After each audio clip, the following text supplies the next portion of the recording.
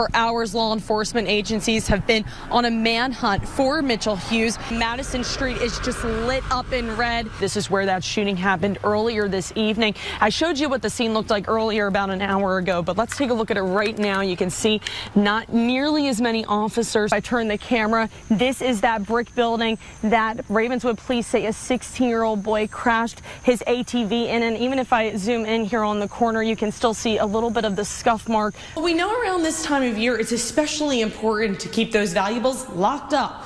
Charleston city officials tell me with these new upgrades, like these security cameras in all 4 city garages, those are always my favorite. Make the big leave piles, jump right in, see how high you can stack it. It's always so fun. We're joined by Governor Jim Justice. Congratulations on winning your 2nd term. I'll tell you, this place definitely must be worth the wait. I just tested positive for COVID, meaning those around me would typically have to quarantine.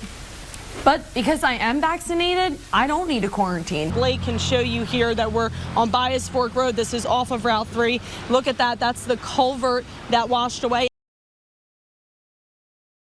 Tim, it was nothing but silence from Nancy Boggs as she walked from the Charleston Police Department door to the back of this prisoner transport van.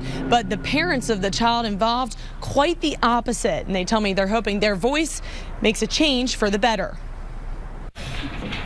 It's the place where parents trust their kids are looked after and safe, the classroom. But for Craig and Beth Bowden, it turned out to be just the opposite. Trenton wasn't doing his assignment correctly, so Nancy Boggs grabbed him by the neck, turned his head towards her, and slapped him across the face. And then he burst into tears and he cried out that, "I want my daddy," and she said, "Your daddy's not coming." Reliving the footage from their 9-year-old son Trenton's special needs classroom at Holes Elementary. WSAZ requested that footage, but we're told it's part of an investigation. Charleston police say the former teacher of the classroom is Nancy Boggs, who is now facing over 20 counts of battery, meaning she was physical with Trenton and possibly other students. You're accused of putting your hands on a student over 20 times. Anything you want to say to the family?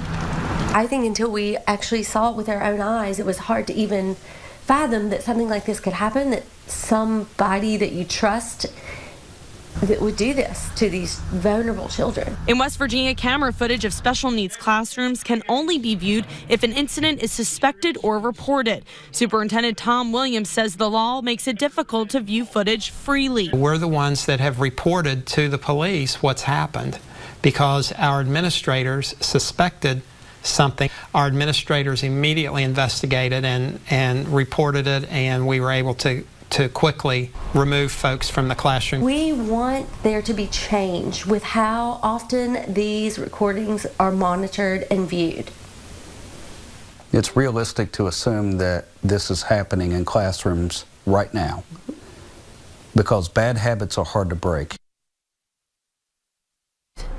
Nancy Boggs makes the 5th employee within Kanawha County Schools that is arrested or was arrested in connection with alleged abuse. Tim, I can tell you, though, that those 4 other employees were not related to this incident. Well, Tim, it was in broad daylight when a pickup truck was found deep in a field in the Leetart area of Mason County earlier this afternoon. But it was what was discovered in the back of that pickup truck that prompted a 911 call. And now a homicide investigation is underway. A swarm of red and blue lights was a sight longtime Leetart resident Sidney Bauer says he's never seen before, at least not until Thursday afternoon. My cousin actually lives in Leon. She heard that they found a body on Gill Ridge. And she sent me the link that you had put on there. And I seen, the picture that you put on there. I was like, crap, that's next door. Right next door is this field, right off of Gill Ridge Road. It was there Mason County deputies say a tree trimming crew came across a pickup truck, which had a man's body in the back of it. The truck was located on a power line right of way by the crew, and they discovered the body in the bed of the truck. Right now, deputies are still working to find the cause of death, and they do think foul play may be involved.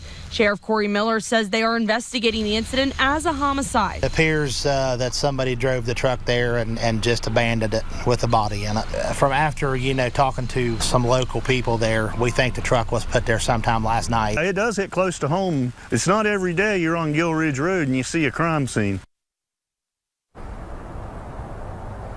Now, Sheriff Corey Miller says they have sent that man's body off for an autopsy, which will provide them an official cause of death. Tim, for months, drivers have had to stare at these cones along sections of Route 35, but the state says next week that'll change as the cones will come down and they'll open up the new U.S. Route 35 for traffic to flow through freely. I spoke to neighbors this evening who tell me they're hoping this move will ultimately help cut down on accidents and save lives. It's the main stretch that takes you from Interstate 64 all the way to the Ohio line. Yeah, I think it's a long time coming. It's been a long time since, we were promised that was going to be finished. West Virginia Governor Jim Justice says that promise is being fulfilled as he announced the last section of the U.S. Route 35 project will be complete next week, leaving drivers like Christina McComas, who travels Route 35 each day, hopeful that there will be less accidents and more room for safety. 2-lane road that goes down to Point Pleasant. It's a real safety hazard. It's like a county road with potholes. You've got tractor trailers on each side. There's not many places you can pass. A lot of semis, they come around that corner down there and they just flip all the time.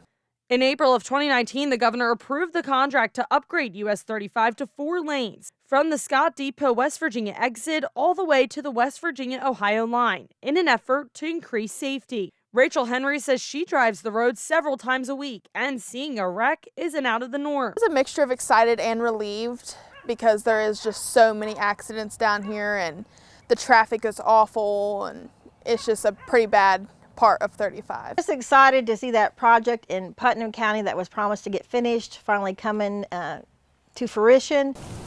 Now, the state tells us that final stretch is about 14 miles long on U.S. Route 35, Tim, and that starts near the Buffalo Bridge area in Putnam County. It'll be complete next week, they say, just in time for the ribbon cutting ceremony on Thursday.